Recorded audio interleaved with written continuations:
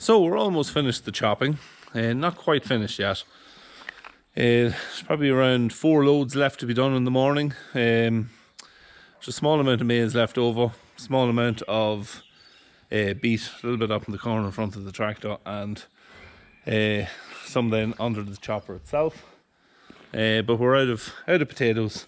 It was touch and go whether we'd have enough potatoes to complete the job this evening, and we hadn't. So we were scheduled to pick up some potatoes in the morning anyway, and we'll do that, and it'll allow us then to finish off the chopping then tomorrow. So that's kind of what's happening.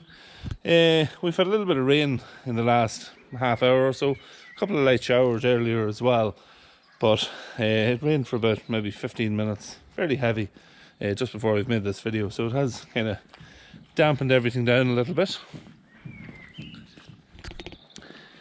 We've got somewhere now in the region of 85-86 tonne of feed here that is ready for clamping.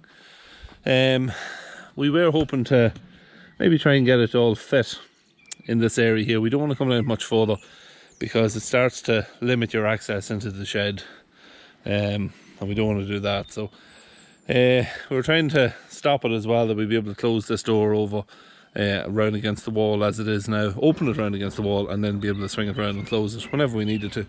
But that's not going to happen. We're going to need this space at the front to fit the last bit of feed into. So but it has turned out really nice. You have a little bit of a runoff.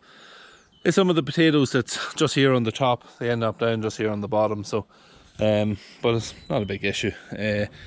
The feed itself is a mix of maize meal, obviously, which you seen tipping earlier on, potatoes.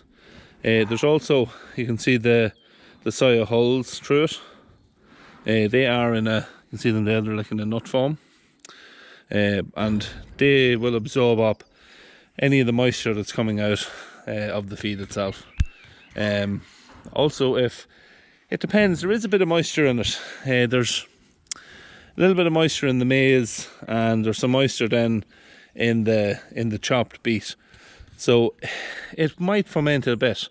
It depends how much moisture's in it. We have no moisture meter to check it, but we have a friend who pitted a similar a similar clamp of material, and it didn't heat awfully much at all. It kind of come out the way it went in, which will be fine. There's a lovely smell of it. So if it doesn't heat up or doesn't ferment anything, it'll make no difference. But the soya hulls will do two things. It'll help it to ferment, the whole ferment process, and it'll also soak up any moisture. So it kind of does two things.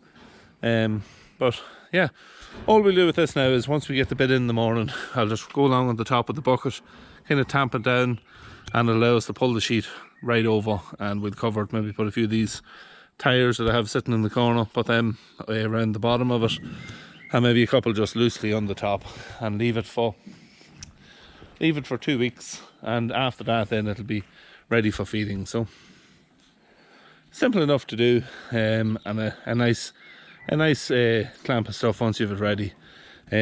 We'll not feed it for now. We'll probably start feeding it once we've their silage in a couple of weeks' time. As I said yesterday, we'll have no access then to any silage for about 8 weeks roughly. So this here will take its place, finish whatever cattle that we have in the yard finishing at the time. So that's really it. Just to finish up now for the evening, gonna put the teleporter away, lock up, and get out of here. 2850 video is coming tomorrow. At some point I'll get it done, so it'll be up tomorrow night.